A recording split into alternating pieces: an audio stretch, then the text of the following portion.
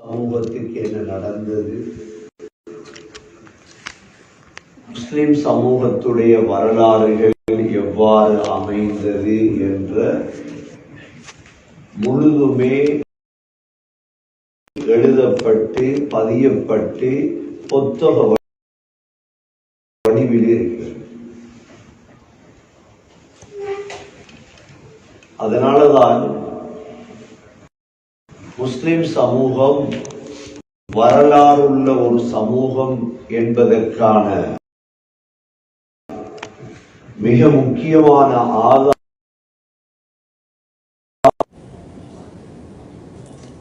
எந்த ஆண்டு என்ன நடந்தது, அதற்கான தீர்வு என்ன என்ற முழுதுமே பதியப்பட்டிருக்கிறது.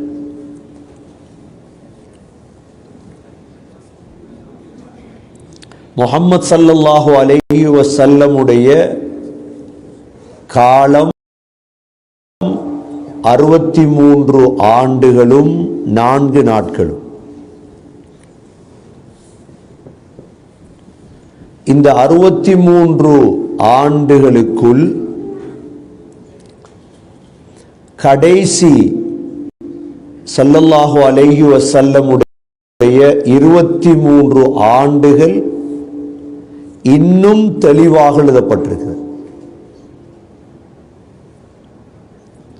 அந்த 23 ஆண்டுகளுக்குள் கடைசி 10 ஆண்டு மதீனாவுடைய வாழ்க்கை என்று சொல்கிறோமே, இந்த 10 ஆண்டும் மிக துல்லியமாக எழுதப்பட்டிருக்கு. ஸல்லல்லாஹு அலைஹி வஸல்லமுடைய 53வது வயதிலிருந்து 63வது வயது வரைக்கும் நபி அவர்கள் ஒவ்வொரு மாதமும் என்ன செய்தார்கள் என்பது பதியப்பட்டிருக்கு. உதாரணமாக ஸல்லல்லாஹு அலைஹி வஸல்லம் மதீனா முனவராவுக்கு வந்தார்கள் ரபியுல் அவ்வலில் 53வது வயதில். ரபியுல் அவ்வலில் என்ன செய்தார்கள், ரபியுல் ஆஹிரில் என்ன செய்தார்கள், ஜுமாதுல் ஊலாவில் என்ன செய்தார்கள், ஜுமாது சானியில் என்ன செய்தார்கள், ரஜபில் என்ன செய்தார்கள், ஷாபான் என்ன செய்தார்கள் என்று ஒவ்வொரு மாதமும் ஸல்லல்லாஹு அலைஹி வஸல்லம் செய்த டயரி முஸ்லிம்களிடம் இருக்கு.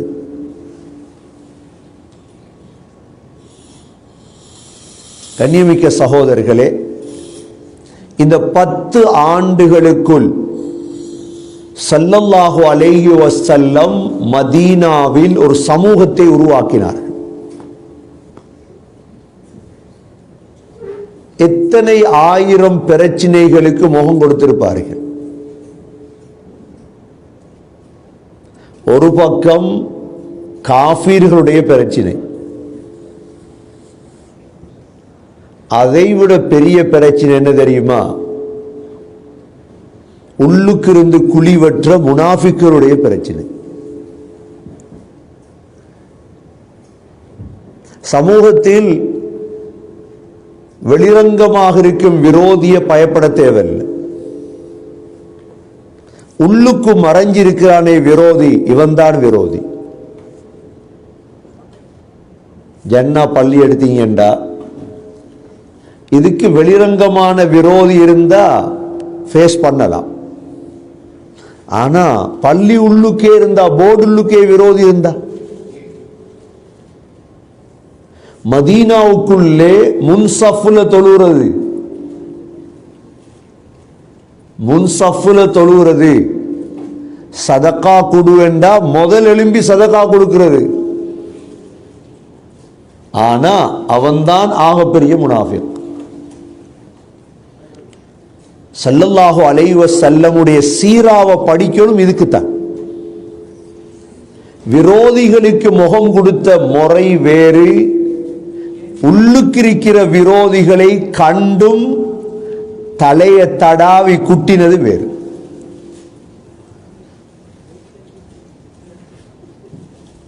எங்களோட சிரிக்காங்க எல்லாரும். எல்லாருமே சிரிக்கிறாங்க. நாங்க ஒரு நாளும் நினைச்சிடப்படாது இவன் சிரிக்கிறது கல்பாலன். இவன் முகம் சிரிக்கும், கல்பு வாடும்.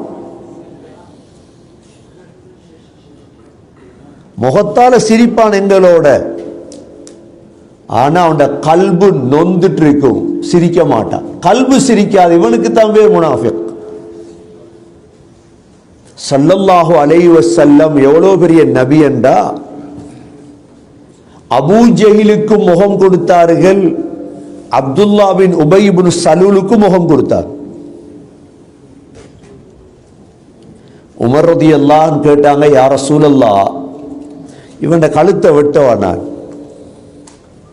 யார கழுத்து? அப்துல்லா பின் உபை இப்னு சலூலுடைய கழுத்தை வெட்டவானான். ஸல்லல்லாஹு அலைஹி வஸல்லமுடைய அழகான பதில் என்ன தெரியுமா? உமர், மக்கள் பேசிக்கொள்ளுவாங்க, இந்த முஹம்மத் வெளியிருக்கிற காஃபிரோட தான் யுத்தம் செய்யறாருன்னு பார்த்தா சேர்ந்துட்டு இருக்கிறவனையும் கொள்றாரு. உமர் ரலியல்லாஹு அன்ஹு பார்த்து சொன்னாங்க, வெளியேறிக்கிறவங்க கூட யுத்தம் பண்றாரு, சரி, சேர்ந்துட்டு இருக்கிறவங்க யுத்தம் பண்றதா? இப்படி மக்கள் பேசுவாங்க உமர், விட்டுருங்க, அப்படியே இருக்கட்டுமா, அப்படியே இருக்கட்டும். கண்ணியமிக்க சகோதரர்களே, ஏன் சொல்லவார்னா, இந்த விடயங்களை எல்லாம் வாழ்க்கையில நிர்வாகம் செய்யும் பொழுது, சமூகத்தோட பழகும் பொழுது எல்லாம் தேவைப்படும். மிக முக்கியமாக இவைகளை படிக்கலண்டா சமூகத்துக்கு முகம் கொடுக்கலாது. நாங்க எல்லாரையும் நினைச்சிருவோம் பச்சை பசுமையானவர்கள். ஸல்லல்லாஹு அலைஹி வஸல்லம் தன்னுடைய சாச்சா அப்பாஸ் பத்ர் யுத்தத்தில கைதியாக பிடிபட்ட நேரம் நபியோங்க சொன்னாங்க, அப்பாஸுக்கு யாராவது உடுப்பு கொடுங்க. நிர்வாணமாக வந்திருந்தார். முதலாக ஜுப்பாவை கலத்தி கொடுத்தது அப்துல்லா பின் உபை இப்னு சலூல். இவன் தான் முனாஃபிக்குடைய தலைவர்.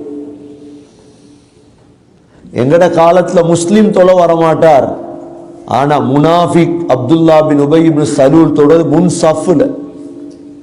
அபூபக்கர் ரலியல்லாஹு பக்கத்துல தொழுவுறது.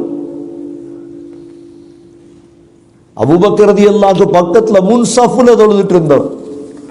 யார் நினைப்பாங்க முனாஃபிக்?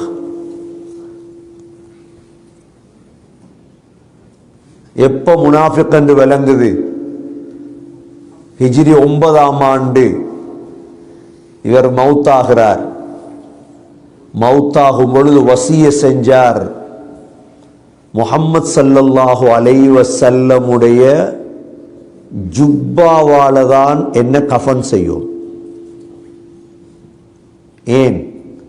பத்ர்ல கொடுத்தாரே ஜுப்பா, பத்ர்ல அப்பாஸுக்கு கொடுத்தாரே ஜுப்பா, அதை ஞாபகத்தில் வச்சு சொல்றார். நபி ஸல்லல்லாஹு அலைஹி வஸல்லம் உடம்புல 2 ஜுப்பா போட்டிருப்பாங்க. அந்த காலத்துல பெனியன் இல்லையே, உள்ளு குடுப்பு இல்லை. ஒரு ஜுப்பா இருக்கும் ரசூலுல்லாஹ்வோட உடம்போட ஒட்டி, மற்ற ஜுப்பா மேலால். அப்துல்லா பின் உபை இப்னு சலூல் சொன்னார், உடம்போட ஒட்டி இருக்குதே ஜுப்பா, அதாலதான் கஃன் செய்யும், மேல் ஜுப்பாலையும் இல்லை. ஸல்லல்லாஹு அலைஹி வஸல்லம் சரி என்றார். ஜனாசாவை கபருக்கு வச்சாச்சு. நபி ஸல்லல்லாஹு அலைஹி வஸல்லம் அப்படியே கபரடியை இருந்து இவர் ஜனாசாவை வெளியெடுத்து அப்படியே காலில் வச்சார். காலில் வச்சு தன்னை உமிழ் நீர் எடுத்து அப்படியே மேலாம் தடவிடாங்க. அல்லாஹ் அவனை நரகத்தை விட்டாவது பாதுகாக்கட்டும். அப்படி ரசூலுல்லாஹ்வோட உமிழ் நீருடைய பெருமதி உங்களுக்கு தெரியும். தடவினாங்க. தன்னை ஜுப்பாவை கலத்தி, உள் ஜுப்பாவை கலத்தி வர கஃன் பண்ணினாங்க. கஃன் பண்ணி கபூருக்கு வச்சுட்டாங்க. கபருஸ்தான்ல உமர் ரலியல்லாஹு நிற்கிறாங்க. கொல்ல போறேன்னு சொன்னாரு. ஸல்லல்லாஹு அலைஹி வஸல்லம் தொழுவிக்க போறாங்க. உமர் ரலியல்லாஹு குனிச்சாங்க, யா ரசூலுல்லாஹ் தொழுவிக்காதீங்க இவனுக்கு. நபி அவங்க சொன்னாங்க, அல்லாஹ் இன்னைக்கு விருப்பம் தந்திருக்கிறான், தொழுவிக்கலாம், தொழுவிக்காம விடலாம். தொழுவிச்சான்.